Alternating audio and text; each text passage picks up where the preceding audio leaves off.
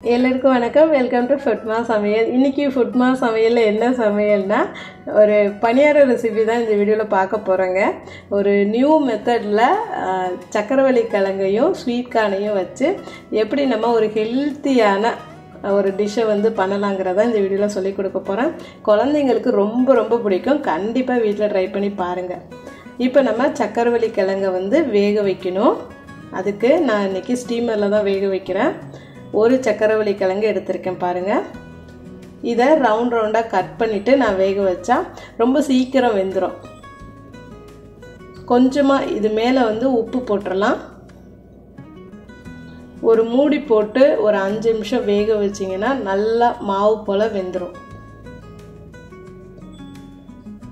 இந்த சக்கரவள்ளி கிழங்கு வந்து நல்லா வெந்துருச்சு. ஒரு ஓரமாக ஒதுக்கி வச்சிடலாம். இப்போ நம்ம ஸ்வீட் கார்னை வந்து சேர்த்துடலாம். 1 கப் அளவு சேர்த்துருக்கேன். மூடி போட்டு ஒரு 3-4 நிமிஷம் வேக வச்சாவே இந்த ஸ்வீட் கார்ன் வந்து வெந்துடும். இதை கம்ப்ளீட்டாக ஆற வச்சிருங்க. அடுத்து நம்ம சக்கரவள்ளி கிழங்க தோலெல்லாம் உரித்து சேர்த்துடலாம்.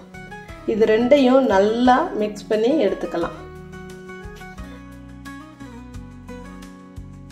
பாருங்கள், இந்த சைஸில் ஒரு வெங்காயம் நறுக்கி சேர்த்துடலாம்.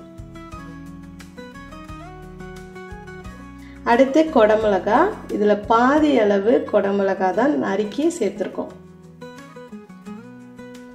கொத்தமல்லி 1 கையளவு. அரிசி மாவு வந்து 2 டேபிள் ஸ்பூன் அளவு சேர்த்துருக்கேன். தேவையான அளவுக்கு உப்பு, மிளகாய்த்தூள் 1 டீஸ்பூன் அளவு, சீரகத்தூள் 1/4 டீஸ்பூன் அளவு, கரம் மசாலா தூள் 1/2 டீஸ்பூன் அளவு. இது எல்லாத்தையும் கலந்து எடுத்தீங்கன்னா இந்த பதத்தில் கிடைக்கும். இப்போ இதை சின்ன சின்ன உருண்டைகளாக நம்ம உருட்டிக்கலாம். ஒரு பிளேட்டில் நான் கொஞ்சம் இட்லி ரவா வச்சுருக்கேன். நீங்கள் தேவைப்பட்டால் பிரெட் க்ரம்ஸும் யூஸ் பண்ணலாம். இப்போ உருட்டின உருண்டையெல்லாம் இது மாதிரி ஒரு கோட் அளவுக்கு நம்ம உருட்டி எடுத்துக்கலாம்.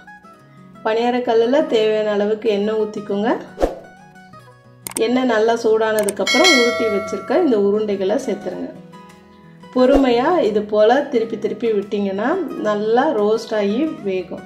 திரும்ப கொஞ்சம் எண்ணெய் போட்டு மிதமான தீயில் ஒவ்வொரு உருண்டைகளாக திருப்பி திருப்பி விட்டு வேக வச்சிங்கன்னா மேலே வந்து நல்ல மொறுமொறுன்னு உள்ளே வந்து நல்ல பஞ்சு போல் நமக்கு பணியாரம் வந்து ரெடி ஆயிடுச்சு. கண்டிப்பாக வீட்டில் ட்ரை பண்ணி பாருங்கள். அது மட்டும் இல்லை, ஃபுட்மா சமையலோட ரெசிபியெல்லாம் ட்ரை பண்ணி பார்த்துட்டு எப்படி இருந்துச்சுன்னு கமெண்ட் பண்ணுங்கள். நன்றி.